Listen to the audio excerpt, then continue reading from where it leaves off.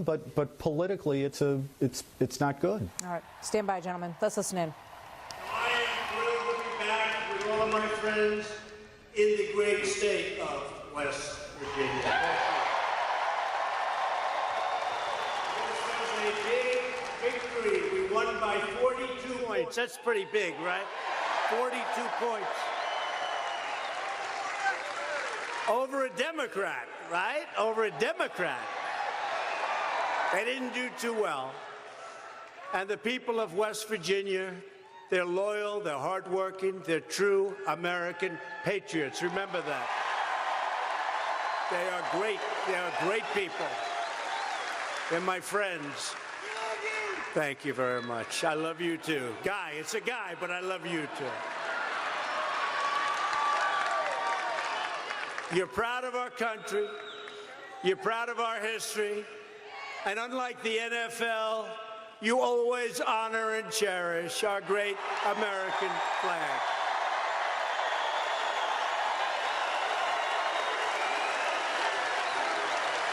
It was just announced by ESPN that rather than defending our anthem, our beautiful, beautiful national anthem, and defending our flag, they've decided that they just won't broadcast when they play the national anthem. We don't like that.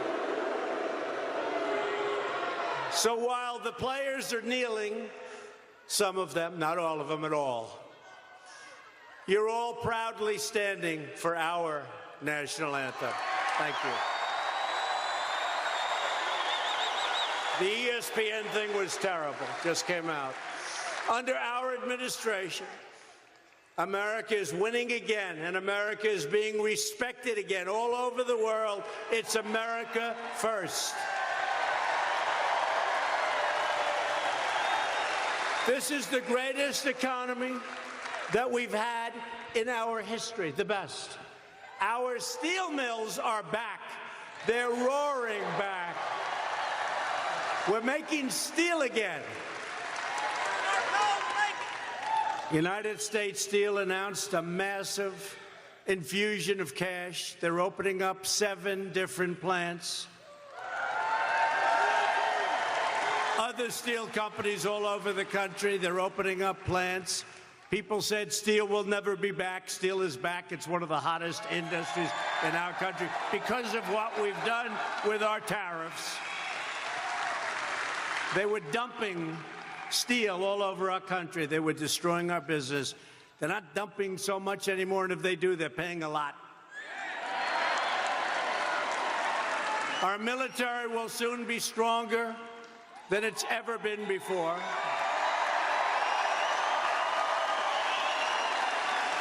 We're taking care of our amazing veterans.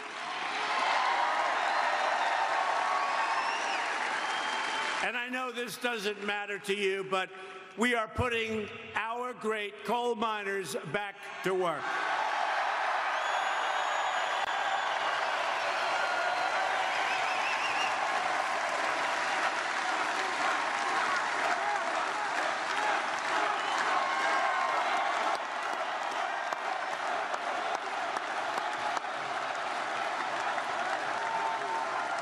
Great people, great people.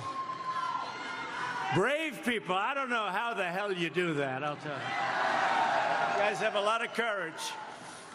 But we love clean, beautiful West Virginia coal. We love it. Right. And you know, that's indestructible stuff. In times of war, in times of conflict, you can blow up those windmills. They fall down real quick. You can blow up those pipelines. They go like this, and you're not going to fix them too fast. You can do a lot of things to those solar panels, but you know what you can't hurt? Coal. You can do whatever you want to coal. Very important. And we're working now on a military plan that's going to be something very special. So I'm honored tonight to have a friend of mine. He was a Democrat. And I don't want to say because of me, let's say it's because of policy. He decided to become a Republican, and he's a great Republican. And I want to bring him up if I could. Can I bring up your governor? He is the largest, most beautiful man, Governor Big Jim Justice.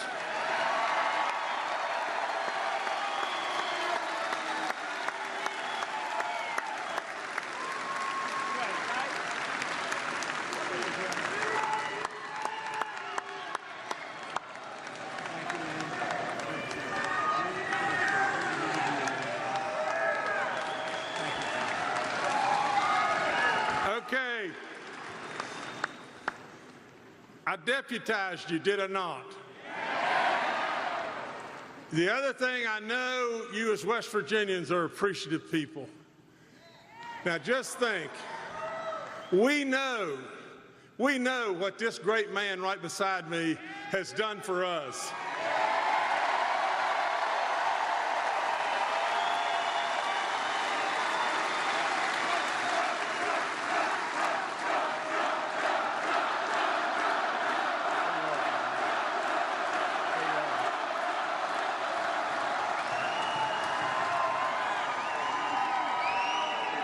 Now, let me say this. It's time for us to show that appreciation and deliver back. We have to re-elect our House members, and we cannot, whatever we do, to God above, we cannot put Ojeda on this man.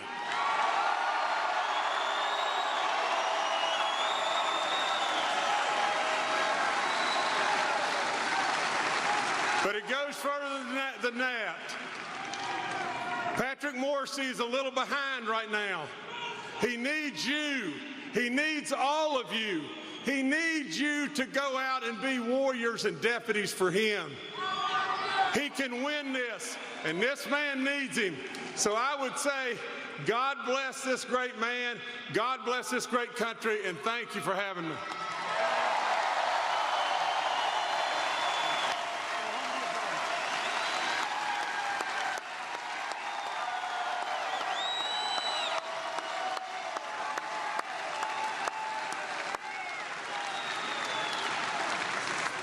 He's a big man. He's all man.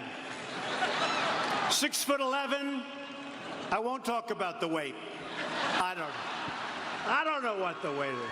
I won't go there. But he is a big man, and he's a great man. He's a wonderful friend of mine. Man, it's really nice what he just said about the man that you want to be your next senator. That's really nice. Thank you very much, Jim. Also, we have your senator, who's a special friend of mine. She's been so helpful to me and so helpful to you. She loves your state, Shelley Moore Capito.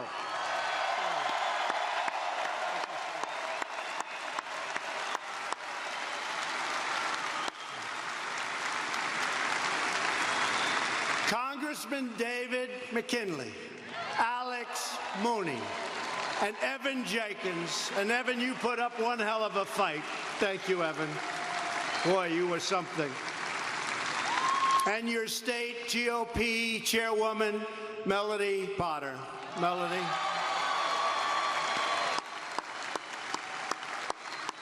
Thank you. Thank you, Melody. Also with us is a tremendous senator, somebody that's helped us do our agenda, which is Make America Great Again, pretty much. And we have a lot of different names. Did you see promises made, promises kept? They're copying it now, the Democrats. They're copying it now. Promises made, promises kept. They're copying it. But what are you going to do? But this is a man that really, he makes a promise and it's 100% good. He's tremendous and done so much. He's from a place called Colorado. And he's helping to lead our campaign to elect more Senate Republicans like the man we're going to elect in West Virginia, Cory Gardner. Thank you, Cory. Thank you, Cory. Great job. Doing a great job. Thank you. Then we're thrilled to be joined by the next House members from West Virginia's 3rd Congressional District. a woman that works very hard for you, Carol Miller. Carol.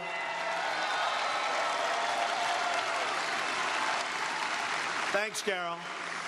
Finally, it's my great honor to introduce the person that we are here to support tonight, a tremendous gentleman. I got to know him during the campaign. He has got an energy. It took me a little while to figure it out. I have to be honest.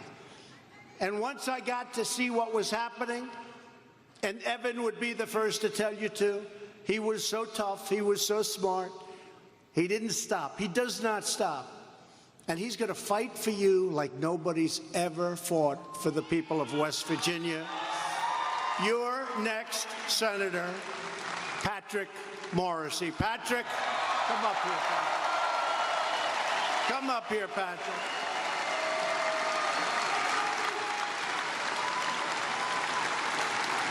Come up here, Patrick. Come. There we go.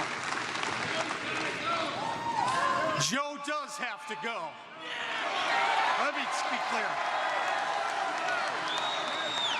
Hey, guys, I want to start out by thanking the president for coming back to wild and wonderful West Virginia for the 6th time. Thank you. Hey, how about this guy? West Virginia's never seen anything like this. We love you, Mr. President. And I'll tell you this.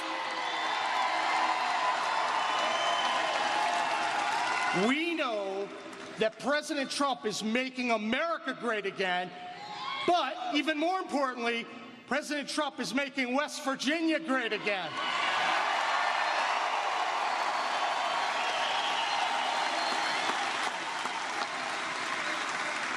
Look, tonight, we're joined by some of the Mountain State's finest coal miners.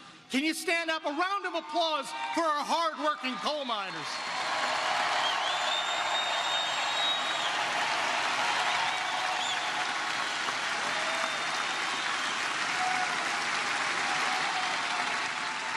Donald Trump and I are fighting every day for our coal miners and the hard-working men and women of our state. He's trying to get the man off your back, and I'm working every day to help him do it. Amen. But I'll tell you what, one of the best ways I can help President Trump is to have you send me to the U.S. Senate, where I'll be a big ally of this president.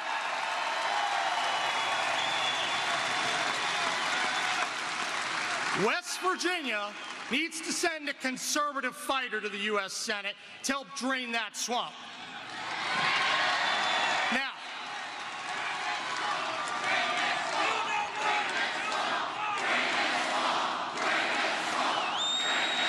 it's pretty good.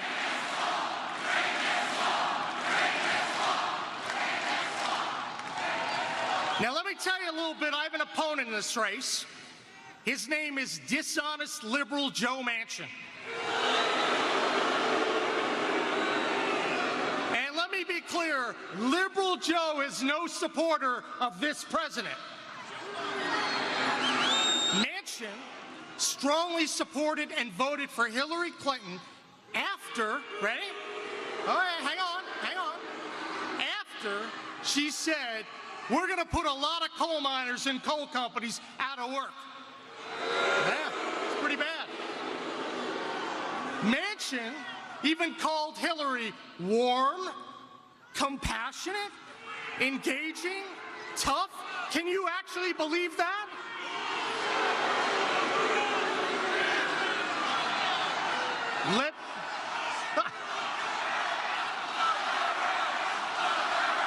Joe's gotta go.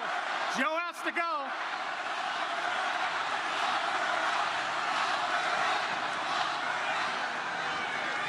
Liberal Joe no longer has West Virginia values.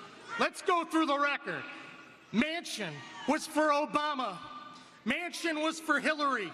Manchin is for radical gun control, Planned Parenthood. He shills for EpiPen. And he opposed the Trump tax cuts. Let me be clear, that's pretty bad, right? This is West Virginia. We benefit as much or more than anyone from the Trump tax cuts.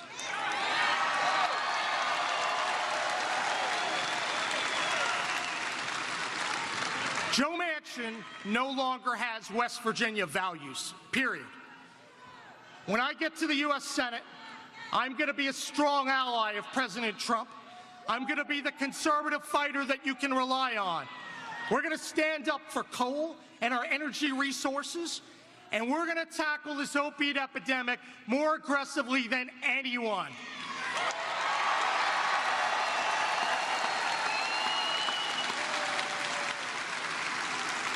It's my honor to be here tonight and be on the same stage with the President. Mr. President, thank you for your leadership, your work, and for standing up for West Virginia. Amen.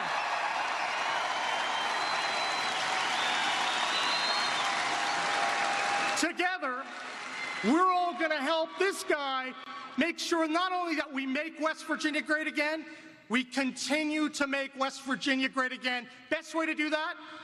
Liberal Joe's got to go. Guys, Joe's got to go.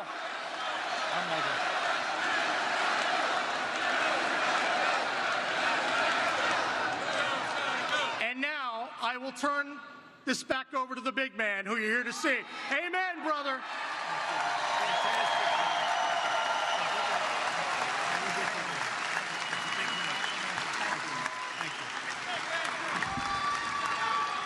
He's got energy, he's got a lot of talent, and he loves his place, he loves the people, and he's going to be fighting for you. He doesn't sleep. He's out campaigning. I said, how many days are you campaigning? Because I said the last 60 days of my campaign, every single day, we'd go out every single day, as many stops as you could make. Humanly, you can't get tired. He's got that same thing. He's not going to get tired. He's every single day. And he's got a very special spark. You see it, and you know him. Look, you know him. He's done a hell of a job as your AG. And you got to get him with us. You got to get him with us. He's going to bring it back home for the people of West Virginia. So this November, voters in West Virginia will face a very simple choice. A vote for Patrick Morrisey is truly a vote to make America great again. He's going to vote.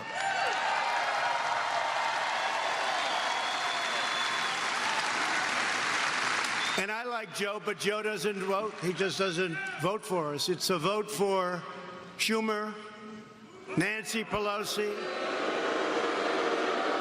their new leader, Maxine Waters. But between Waters and Pelosi, you have two people that are in charge of Congress. They're not in favor of West Virginia. They don't know that West Virginia exists.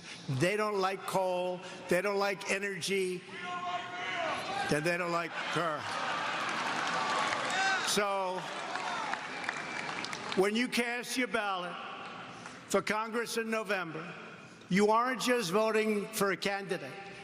You're voting for which party controls the House and which party controls the Senate. So all these Congress people, and I'll tell you, we have to get there. We really have to get there. So I'm going to be going out as many days as I can, and I'm allowed to. You know, I have sort of a little with all the Secret Service and all the fantastic people, but it sort of holds you back. Maybe sometimes I'll just make a few trips without them. We'll do them quietly. But we're going to be out a lot. We're going to a lot of different states. And I'm coming back here before the election.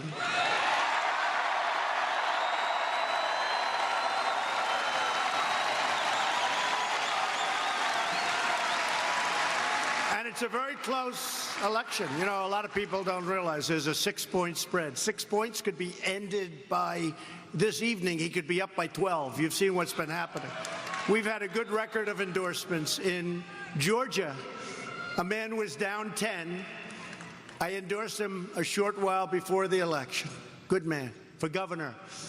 And he won 70 to 30.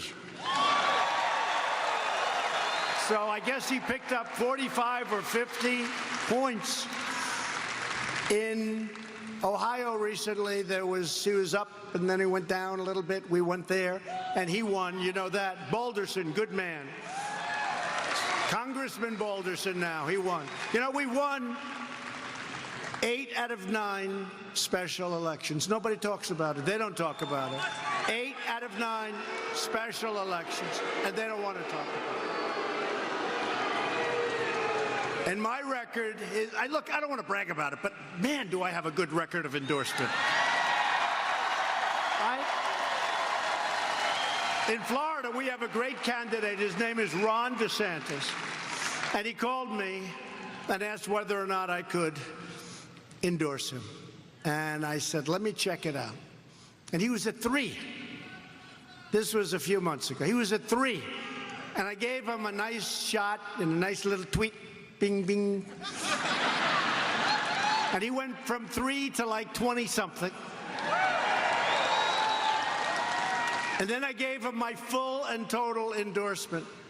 And he's now leading by like 19 points. And that election is next week. Leading in the primary. He's a good man. And so many others. Staten Island, the Congressman, Dan Donovan. He was down before the election. We endorsed him. I think he won by 24 points. So if we can do just, you know, all my life I've heard endorsements don't mean anything. They said if you get an endorsement from Ronald Reagan, we like Ronald Reagan, it was a wonderful thing to have, but it didn't move the needle. And if you get an endorsement from a lot of people, it never really, is that a correct statement? If you look, Corey, Shelley, if you get an endorsement, it was nice to have, but it didn't mean anything. These endorsements, and I'm not saying it from my standpoint, they're going 20, 30, 40, 50 points. 50 points. It's crazy. And then you watch the news. Will this endorsement mean anything? Let me tell you, it's going to mean a lot. It's going to mean a lot. And I don't care. I just want to, we have to get senators in. We've got really no majority. We have, if you really look at it, probably we could say 49-49, 51-49. We have some people that aren't able to vote. We have some people that are a little unreliable. They don't exactly like what I've done to their career. They don't love what I've done, and that's okay. And I don't like what they've done either. But we need to elect 5, 6, or even 7 more senators. And I think we can do it. I think we can do it. And we have to start with Patrick Morrisey. He's going to be fantastic. If you vote for Joe Manchin or any other Democrat in November, you're voting for the party that wants to really destroy the coal industry. Patrick said it. Joe endorsed Hillary 100%. And he got along with her even better after she came out with a statement that she wants to destroy coal and coal companies. That's a bad thing. The Democrats want to turn America into one big, fat sanctuary city for criminal aliens. And honestly, they're more protective of aliens, the criminal aliens, than they are of the people. They want to take away your Second Amendment. You see what's going on. I don't think you want your Second Amendment played with. They want to take over American health care and abuse our courts to rewrite our Constitution. And how do you like the judges that I've been appointing? Justice Kavanaugh, Justice Gorsuch, Supreme Court. There's no worse nightmare for West Virginia this November than Chuck Schumer running the Senate and Nancy Pelosi with Maxine Waters running the House. And that is why you must vote Republican. You got to get out and vote. You know, they keep talking about a blue wave. I don't see it. We have the greatest economy we've ever had. Joe Manchin always voted for Obama, and he voted to keep the disaster known as Obamacare, and I will tell you, it is being chipped away. You know, we had it beaten, but one man, I'm sure nobody knows who I'm talking about, voted no, shockingly, really surprising to a lot of people, because he campaigned on repeal and replace. But we've really knocked it out, including the individual mandate. We got rid of the most unpopular part of Obamacare, where you have the privilege of paying a fortune for not having to pay a fortune for really bad health care, okay? That's not too good. We got rid of it. A lot of people are very happy about that. That came along with the biggest tax cuts in our history. And Joe Manchin voted no on the tax cuts. You know, the last time I was here, I saw signs along the highway. Joe, you voted no on tax cuts. And Joe, you voted no for our president. You voted no.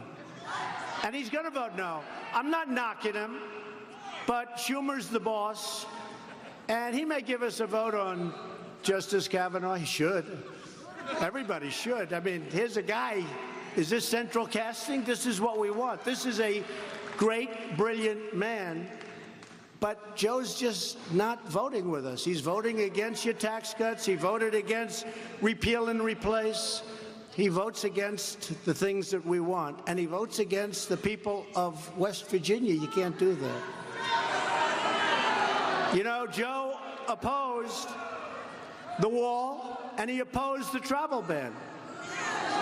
And by the way, the wall, right now, that wall is coming along. We're over $3 billion. It's moving along very nicely. Very nicely. And if you think it's easy with these people, it's not easy. It's not easy.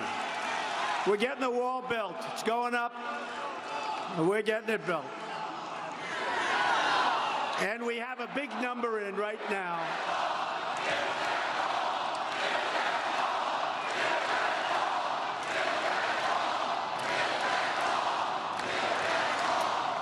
So Shelley and Corey, you hear that, right? So we have $3.2 billion. We're looking for $5 billion this year, and all of a sudden it's going to be finished, and it's going to be very, very effective.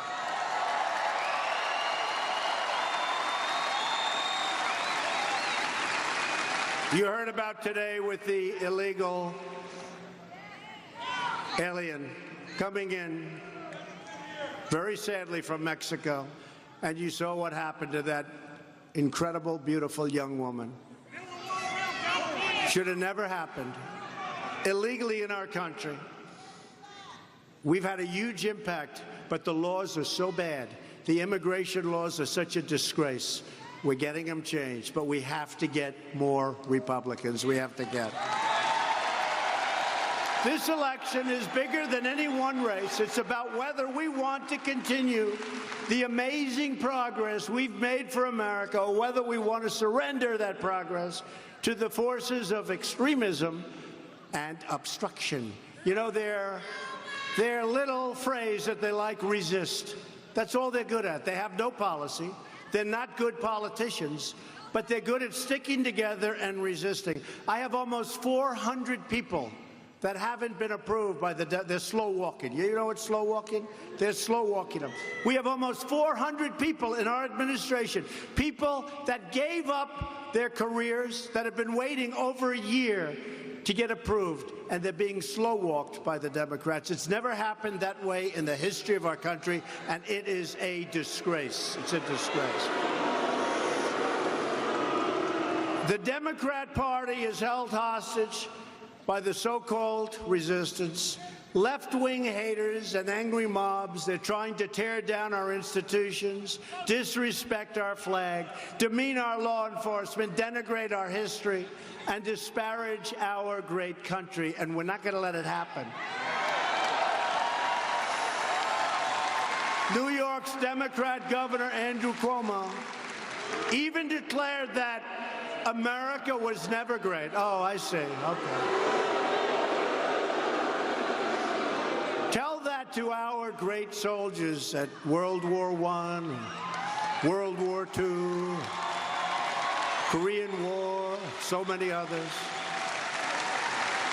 Tell them to the folks that sent a rocket up to the moon and our great astronauts. Tell them to all of the great medical research we've done in this country. And he says America was never great. I would imagine that's career-threatening, right? I would imagine. How did he get away with that one? Did you hear? He was speaking to a room loaded up with socialists and probably others. Probably others. No, not communists, but there could have been a couple of them too. And he made the statement, and America was never great. And they go, did you hear? They go, whoa, whoa, whoa. They couldn't even believe it.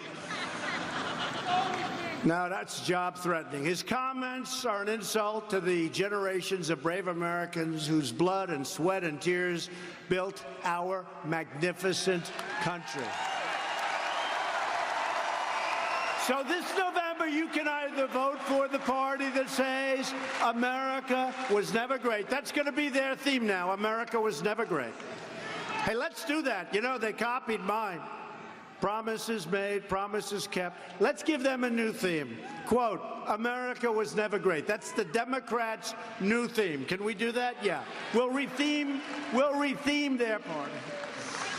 Or you can vote proudly for everything that we stand for. We're the greatest country in the world, and we are now the greatest economy that we have ever had. We're the greatest economy in the world. We've gone up $10 trillion in value since my election.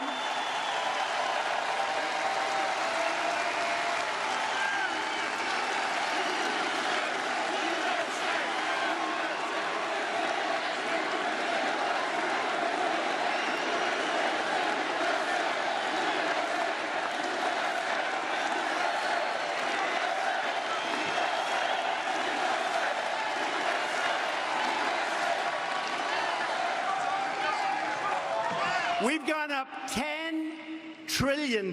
Think of it. Since the election. Wasn't that a great election? Boy. Remember I was here just before the election?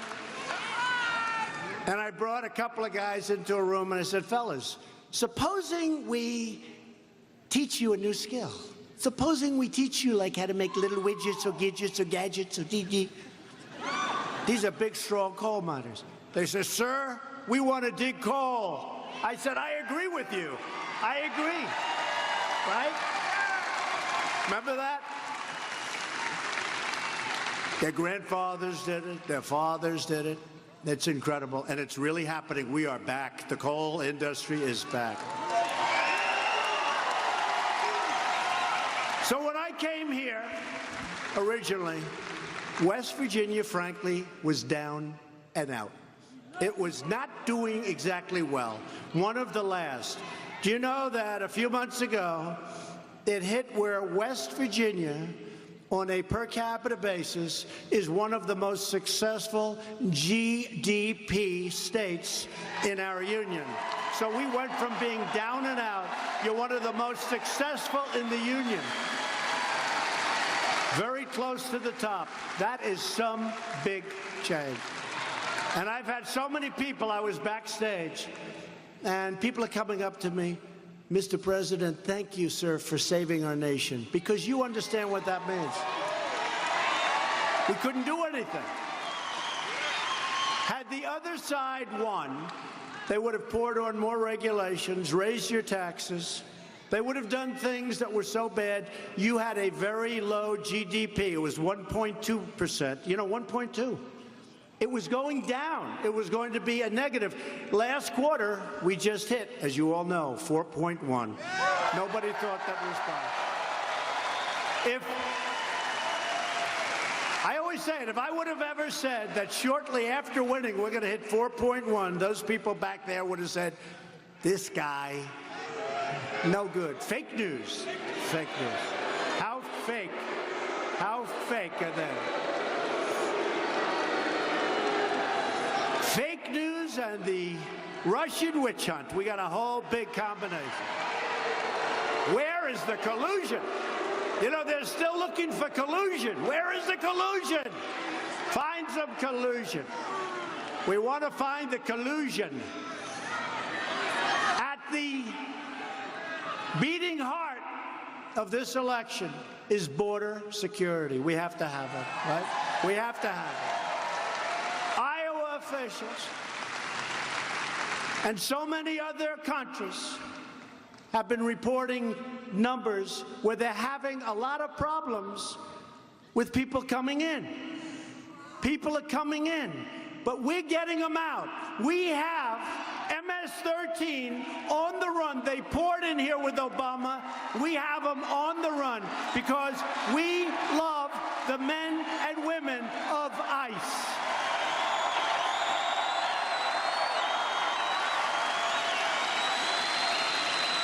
A blue wave in November means open borders, which means massive crime.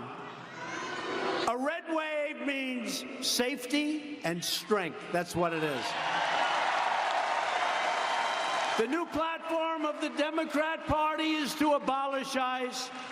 A vote for any Democrat in November is a vote to eliminate immigration enforcement, throw open our borders, and set loose vicious predators and violent criminals. They'll be all over our communities. They will be preying on our communities. Yet while many Democrats are calling to abolish ICE, today our brave ICE officers successfully carried out a 14-year-old deportation order against a Nazi criminal who was living in New York, the last known Nazi officer living in the United States. They've been trying to get him out for decades. President Obama tried. They all tried. We got him out. Gone. He's gone. He's back in Germany. ICE officers are heroes who uphold our laws, and they really do. They uphold our laws, and they defend our communities like nobody you've ever seen. And yes, they're tough, they're strong, they're smart, they have great heart, but they go into these communities loaded up with the kind of criminals you don't want to be dealing with. They walk in like it's another day in the office. They're tougher, they're stronger. It's what these other people fear. And by the way, our ICE folks and our Border Patrol folks, they have no fear. The job they do is incredible. And by the way, while we're at it, law enforcement, these are great, great people, and they're doing an incredible job. Right? Every single day, ICE is tracking down gang members, drug dealers, predators and killers, and we're either throwing them in jail or throwing them the hell out of our country.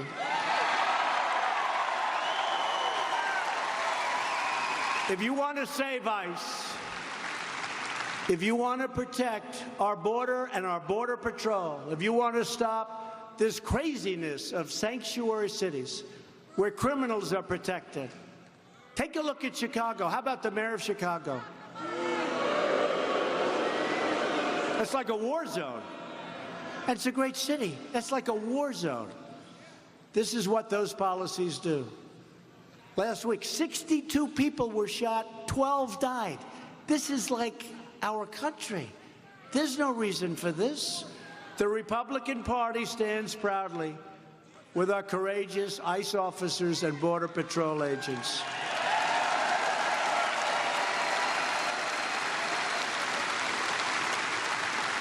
And by the way, you know who wants the wall more than any of us? ICE and Border Patrol, because they know that's going to be a big, big factor in stopping the drugs from coming in, the human traffickers, which is worse all over the world than at any time in the history of our world. Human traffickers. Who would believe? And it's because of the internet. This election is about security, and this election is also about jobs. We have produced.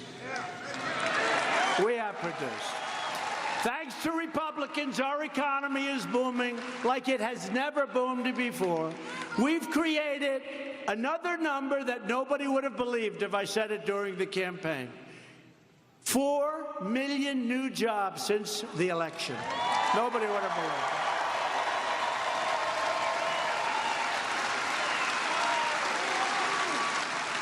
Almost 3.9 million Americans have been lifted off food stamps. Think of that. They don't need them because they have a job. They're eating better now. They don't need food stamps. Almost 4 million, think of it.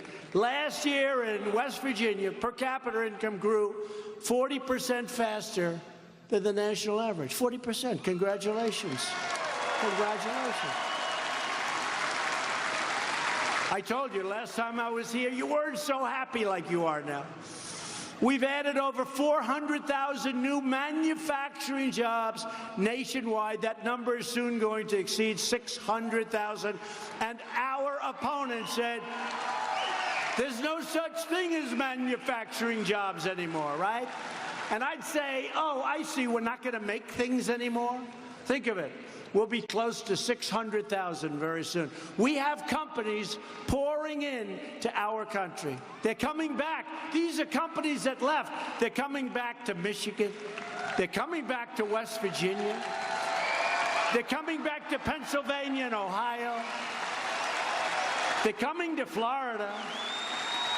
They're coming back, not just opening, they're coming back. They left, and now they're coming back because they want to be where the action is, and the action is in the United States of America.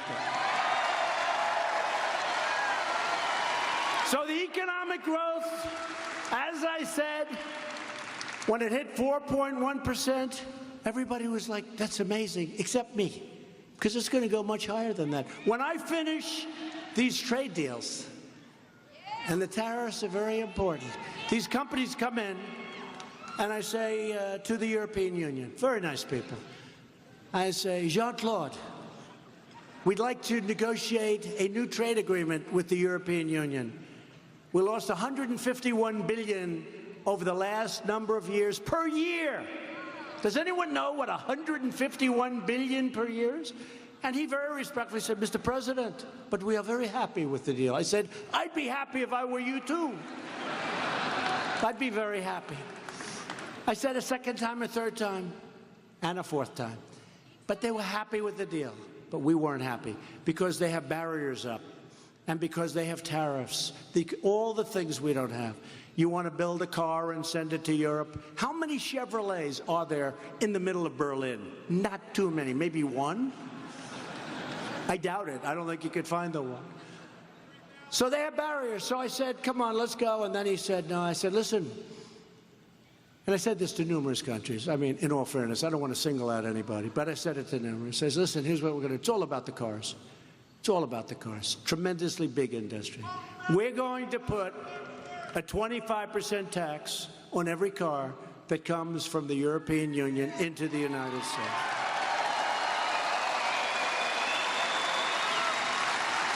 And that'll take our loss and trade deficit of $151 billion, and it'll give us a surplus of $151 billion. That's a fairly dramatic swing. And that'll take one little signature, Donald J. Trump.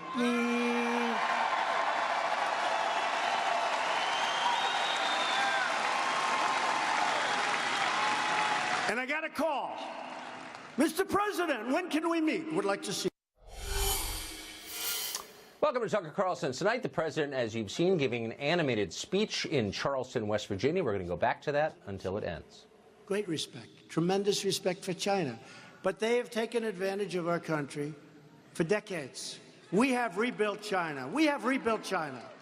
I used to talk about this. I didn't press it initially because I wanted them to help us with North Korea, and they have. And they have. And we're doing well with North Korea. You know, these guys, it's been, what, 3 months since I left? These guys say, what's happening with North Korea? Hey, folks, they've been doing this stuff for 75 years, 3 months. What happened? I can tell you. And I got along very well with Kim Jong-un, and really good chemistry.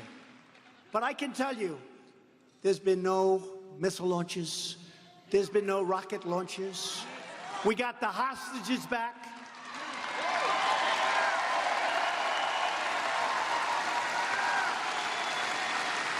And we didn't pay $1.8 billion in cash for the hostages.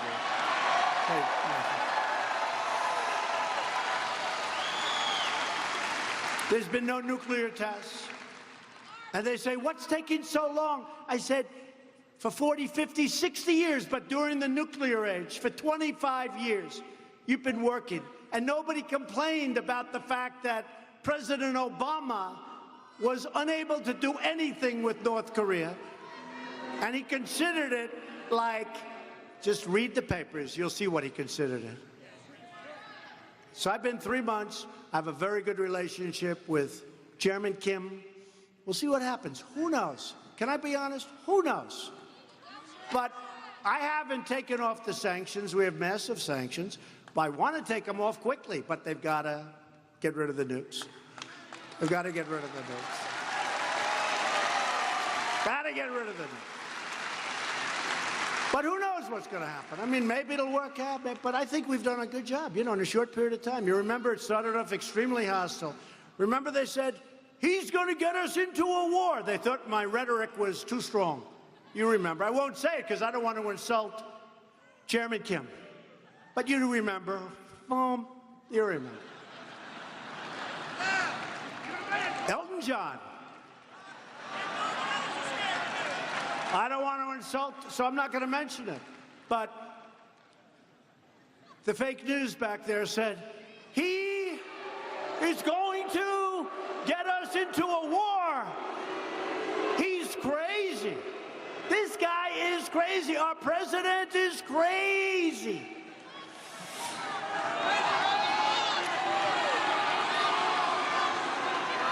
And then I went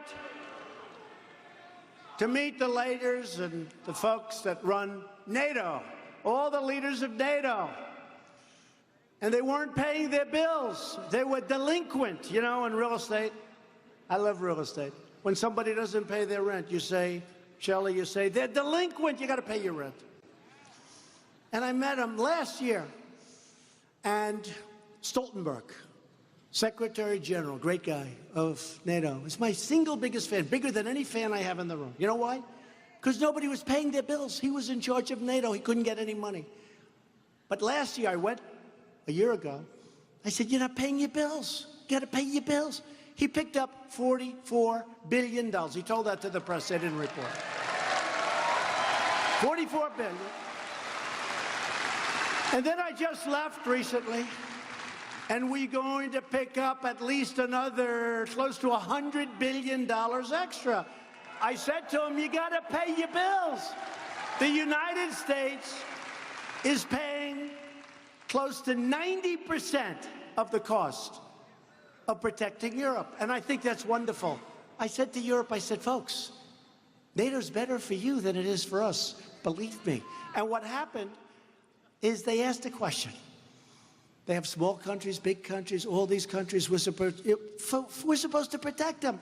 I said, look, it's very simple. You got to pay up. You got to pay your bill. And somebody said, sir, there's a president of a country calling me sir. That shows respect.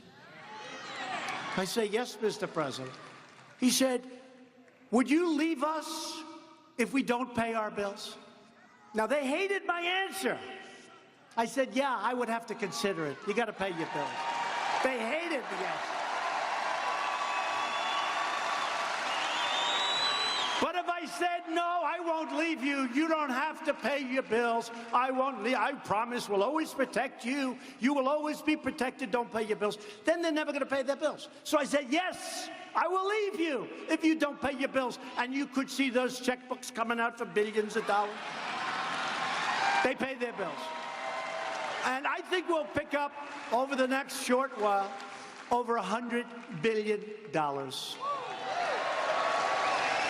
And then they said, the fake news, they said, President Trump treated the NATO nation leaders, in brackets, I put brackets, who have been ripping us off, in brackets, treated the NATO leaders with tremendous contempt and disrespect.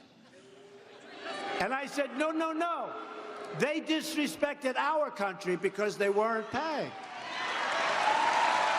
Now they're paying. How about if we got into a conflict because a country was attacked, and now we're in World War III, and we're protecting a country that was attacked and didn't pay its bills? I'd feel so stupid. We're protecting a country that wasn't paying its bills. So I got them to pay $100 billion. It's going to be much more than that, but tremendous amounts of money. Tremendous. They got to pay up. They're paying up. And then they made the statement that I showed great disrespect. But actually, I have a great relationship with all of those people, 28 people, all of them. We have a great relationship because now they respect us. They respect our country again. They didn't respect our country. They didn't respect our country. They respect us again. And you see it with China. China's market is way down. I don't want them to go down, but they're down close to 30% in 3 months. I don't want them. I want them to do well. I want to be their friend. But we had to do things that we had to do. When I came, we were heading in a certain direction that was going to allow China to be bigger than us in a very short period of time. That's not going to happen anymore. Not going to happen anymore. Can't let that happen.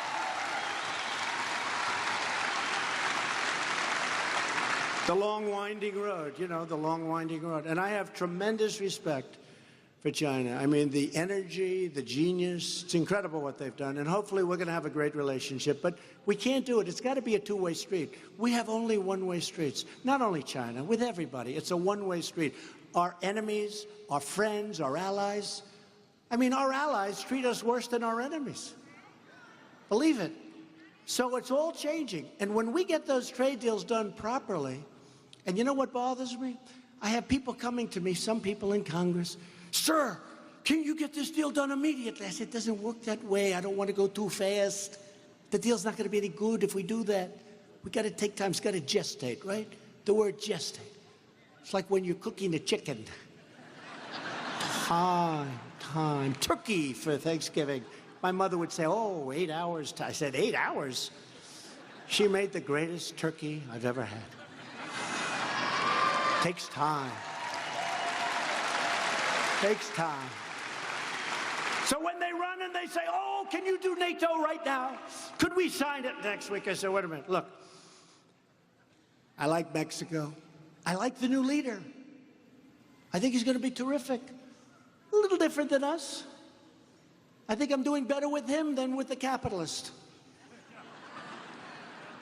But he knows that Mexico needs the United States. They need the United States. Canada charges us close to 300% tariffs for dairy products going into Canada, which is essentially saying, we don't want your dairy products. This is a wall.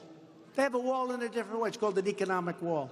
I don't want that. I said, Justin, I don't want to have too much fun with you, Justin. You can't do that. Justin Trudeau, nice guy. But they've taken advantage of us for so many years that we have to take our time.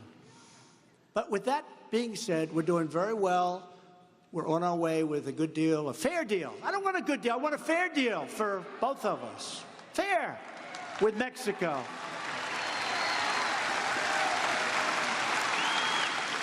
And you've heard me say it. As an example, when China makes a car, they sell it into the United States. There's 2.5% tariff, of which they don't pay. So they pay nothing. Other than that, it's a wonderful deal. When we make a car, we sell it into China, and there's a 25% tariff, and that's just the beginning. There's others. A man was driving down a street in China, and he looked over, and it was a Chevrolet-like Camaro. Does that make sense? Is it a Camaro? I think it cost $39,000 or $40,000. He's in China. He's in Beijing. And he shouts across. They're stopped. He shouts across, Tell me, how much did that car cost in China? Guy looks, $119,000. Now you understand that, right? It's all taxes and taxes and taxes. We can't do that anymore. Can't do it. We are a country with unbelievable potential. We are a country that has been ripped off by everybody. And we're not going to be ripped off anymore. And if it takes me the little angst to tell senators and congressmen and all of the people that really do have your heart in their hands, in many cases. Sometimes I wonder where they're coming from with these suggestions. But it's going to have to take that little period of time. With that being said, we're moving so fast, nobody can even believe it. And every country wants to make a deal because we're like the big, fat piggy bank that everybody wants to rob, and we're not going to let them rob us anymore. Is that okay, West Virginia? We're not going to let them rob us anymore. Every day we're keeping our promises. We're canceling Obama's illegal anti-coal destroying regulations, the so-called Clean Power Plan. Doesn't that sound nice? Clean power. You know, when I ended the Paris Accord, what's a more beautiful name than the Paris Accord? Let's call it the West Virginia Accord. Maybe I would have signed. But when I entered it, that was going to cost us hundreds of billions of dollars. Hundreds of billions. And other countries, as an example, China, didn't kick in until many years in the future. We kicked in immediately. Russia went back many years, which was not a clean time in terms of the environment. Because you know what? We all agree. We want a clean environment. We want a strong, beautiful, clean environment. I want clean air. I want crystal clean water. And we've got it. We've got the cleanest country in the planet right now. There's nobody cleaner than us, and it's getting better and better. But I'm getting rid of some of these ridiculous rules and regulations which are killing our companies, our states, and our jobs. Just today, we announced our new affordable clean energy proposal that will help our coal-fired power plants and save consumers, you, me, everybody, billions and billions of dollars. We've eliminated a record number of job-killing regulations, and Republicans have passed the biggest tax cuts and reform. The reform's very important, but you know what I've said. I don't want to talk about reform because nobody knows what it means. That could be a tax increase. I said, how come it's been Ronald Reagan since you got the last big tax cut? And they looked at me and said, we don't know. And a lot of the great senators and the congressmen came up to see me, and they had the 2018 tax reform. I said, what the hell does that mean? Are you going to raise taxes? Then I found out this is what they've done for 40 years. Tax reform. I said, nobody knows what it means. And we do have reform in there, great reform. But they said, nobody knows. I said, nobody knows what it means. Here it is. I want to put it down, tax cuts. They said, what would be your favorite name, Mr. President? I said, the tax cut bill. And we almost did it. We almost did it. But in all fairness, in this case, Congressman, a couple of them thought it was a little bit tacky. So we call it the Tax Cut and Jobs Bill. But you know what? We have done great reform. But it's the biggest tax cut in the history of our country. And you people are benefiting by it. You're benefiting by it. And companies are benefiting, and those companies are the ones that are providing all of the jobs. We're setting records on jobs. We're protecting also, so important for West Virginia and a lot of states, we are protecting, again, religious liberty. And we're also standing up to social media censorship. That's the new thing. That's the new thing. You know, I'd rather have fake news like CNN. I would rather have fake news, it's true,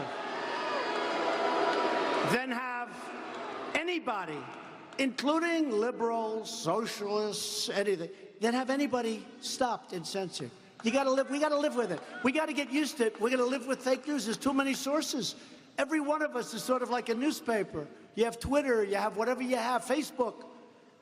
But everyone, you can't have censorship. You can't pick one person and say, well, we don't like what he's been saying, he's out. So we'll live with fake news. I mean, I hate to say it. But we have no choice because that's by far the better alternative. We can't have people saying censorship because you know what? It can turn around. It can be them next. It can be them next. We believe in the right of Americans to speak their minds. We repealed the core of Obamacare, I told you, individual mandate, because we want to give critically ill patients, we have to give them access. We have to give health care to people. We want the right to try. Do you know what the right to try is? They've been trying to get this for 40 years. They couldn't get it. A person is terminally ill. They're terminally ill. They're really sick. And I know people, if they have money, they travel all over the world to try and find a cure. If they don't have money, they die. They die. We have the greatest scientists in the world. That's why China and so many other people, they're trying to steal our technology. We can't let them happen. But we have so many people that want to be able to give, it's like hope, right to try. I love the name. It's a right to try. They never had it before. So a person's terminally ill, and we have a great new drug, but it's going to take another 2-3 years to have it approved. Okay? Maybe longer. But the tests are really looking good. And this person is very sick. And this person is going to be dead in 90 days. And we couldn't get that drug for that person, no matter who you were. And I said, wait a minute, what's the story with this? Now, there were a lot of complications because the insurance companies had problems, the medical companies had, everybody. A lot of people didn't want them in the stats, horrible things. But I said, well, what's going on? We're going to take the right to try, and we went through, with the help of Corey, with the help of your great, wonderful, you are a co-lover, aren't you, huh, Shelley? But with the help of Shelley, soon to be with the help of Patrick. Patrick's, oh, he's going to get a lot of things. He's going to get it. We got it approved. So now, if we have a great drug that hasn't been approved and somebody has a certain illness, they're going to be able to try. And you know what? Some of the drugs we have in the pipeline are amazing. It's going to work for a lot of people, and it's going to give them hope. It's going to give them hope. Big thing. We've just secured $6 billion to fight the opioid epidemic, and I know in West Virginia that's a big deal, right? That's a big deal. We confirmed a record number of circuit court judges. It's a record, and it's going bigger and bigger. We have a lot of them in the line if Schumer would ever get them approved. He's not exactly thrilled about approving them, that I can tell you. We confirmed the great Neil Gorsuch to the Supreme Court of the United States.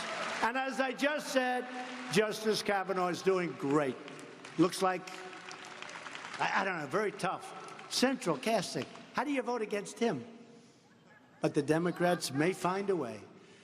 We've secured a record $700 billion for our military this year and $716 billion for next year. Billion with a B. Our military will be stronger and bigger and better and more sophisticated than it's ever been. Ever. And hopefully we'll never have to use it. You know, get a lot of good fighters out here. I see some of them. I know some of them. And the one thing about a fighter or a nation or whatever you want, the stronger your military, the better chance you have of never having to use it. We don't want to use it. We don't want to use it. And all of that equipment is being built right here in the USA. We make the greatest fighter jets in the world. We make the greatest ships in the world. We make the greatest missiles and rockets. Nobody does it like us. And at my direction, the Pentagon is working hard to create the 6th branch of the American Armed Forces, the Space Force. That's very exciting. We need it. That's the new frontier. And I'm not just talking about sending rockets to the moon. I'm talking about militarily. That's where it's at. Thanks to the leadership of UN Ambassador Nikki Haley, we've reduced the United Nations spending by $1.3 billion, saving U.S. taxpayers $350 million. Just came out, but nobody wants to write it. We just passed a landmark VA accountability law. That's where people that don't treat our vets properly, we look at them and we say, you're fired, get the hell out. 45 years they've been trying to pass it. 45 years they've tried to pass it. We also passed Veterans' Choice so that if our veterans can't get the care they need, they have the right to see a private doctor. They don't have to wait in line for 3 weeks, 4 weeks, 8 weeks, 2 months. I withdrew the United States from the horrible Iran nuclear deal.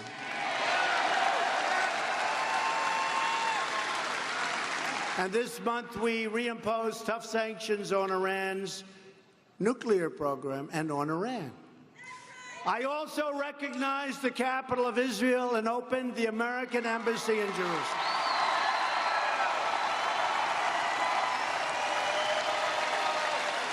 And I understand now what happened. Because every president, many presidents, they said, we're going to do it. We're going to move our embassy to Jerusalem. It's going to be the capital of Israel. And we're going to do it, we're going to do it. And then they don't do it. Politicians, they don't do it. So I said, I'm going to do it during the campaign. I said it right here in West Virginia. And I now understand why many presidents before me said they were going to do it and didn't do it. Because I was inundated with calls from foreign leaders. Every country, don't do it, don't do it, don't do it, please don't do it, don't do it. And so actually what I did, I was about 5 days off. I stopped taking calls. I said, I'll call you back next week. Because I knew what they were going to ask me. It's much easier to say, oh, gee, I didn't know you were calling for that reason. So I approved it. And it should have been done years ago. And if there's ever going to be peace, remember I said it, with the Palestinians, it was a good thing to have done because we took it off the table. Because every time there were peace talks, they never got past Jerusalem becoming the capital. So I said, let's take it off the table. And you know what? In the negotiation, Israel will have to pay a higher price because they won a very big thing. But I took it off the table. They could never get by. You understand that, Corey? You both understand that, Shelley? They could never get past the fact of Jerusalem becoming the capital. Now it's off the table. There's nothing to negotiate. But they'll get something very good because it's their term next. Let's see what happens. It's very interesting. I've always heard that's the toughest deal of all deals. That's called peace between Israel and the Palestinians. They say that's the toughest of all deals. Let's see what happens. Instead of apologize, that's what we're doing is we're winning. Instead of apologizing for America, we're standing up for America, and we're standing up for the heroes who defend our country. But to continue this incredible success, we must elect more Republicans. We must elect Patrick Morrisey. We need him.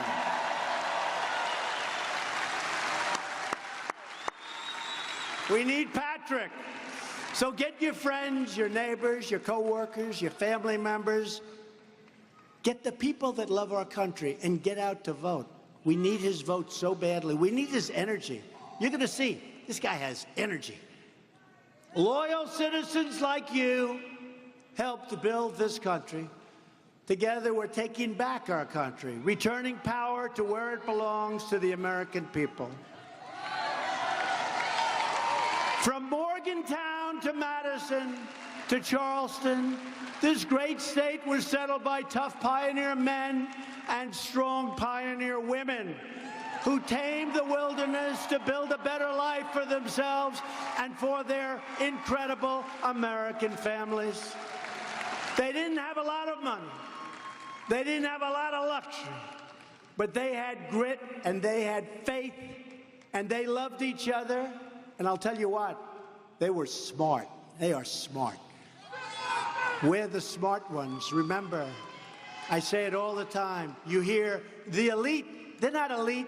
We're elite. You're smarter than they are. You have more money than they are. You have better jobs than they do.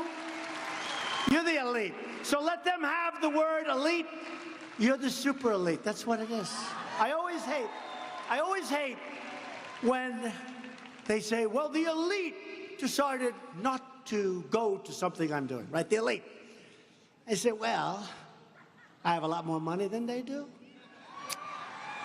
I have a much better education than they have. I'm smarter than they are. I have many much more beautiful homes than they do. I have a better apartment at the top of Fifth Avenue. Why the hell are they the elite? Tell me. Because you're the elite. Just remember that. You're the elite. They're not the elite. That's just a name. Aren't you insulted when they say the elite? To me, I'm insulted. Always insulted. They're the elite. They're not the elite. Your people and the people that preceded you in West Virginia were the carpenters and the coal miners, the ministers, the metal workers, the farmers, the factory workers. But they all had one thing in common. They loved their families, they loved their country, and they loved their God.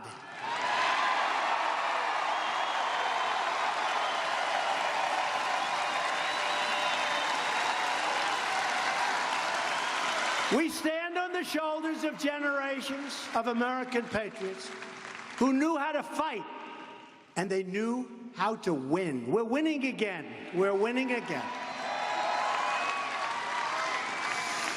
Just like them, we're going to keep on fighting, and we're going to keep on winning, and we're going to win for our nation, our children, our families, and we're going to win for our continued freedom.